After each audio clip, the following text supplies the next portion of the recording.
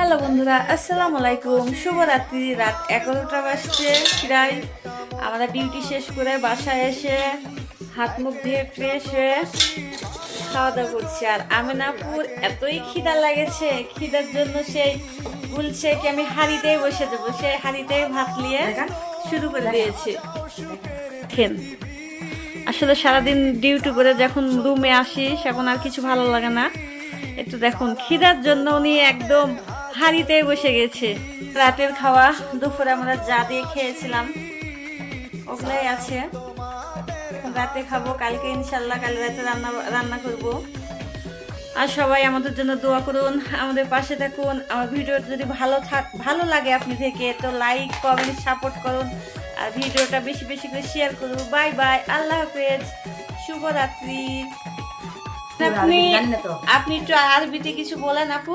يلا باي يلا السلامة أنا رو بنغلاديش إثنين سنة بعدين رو بنغلاديش يلا باي bye bye দেওয়ার পরে একটা জিনিস দেখাবো কি, আমিনা আপু আমার জন্য ভাত খুলেছে। দেখেন, মনে হচ্ছে আমি 3 দিনের খাবার একাই খাবো। দেখছেন? আপনার তো মোটা না ও, আরো খেয়ে খেয়ে মোটা করবেন নাকি? এমনি তো মোটা হয়ে গেছি। ডাক্তারখানে গেছিলাম, তো ডাক্তার বলেছে ভাত কম খেতে। তো ভাতটা যে কখন কম খেতে বলেছে, বেশি বেশি করে রুটি খেতে বলেছে। তা আগে রুটি খাবো না আগে ভাত খাবো নিজেই ভেবে পাচ্ছি না। আমিনা আপু ভাত সাজাইছে, দেখেন এই তো ভাত।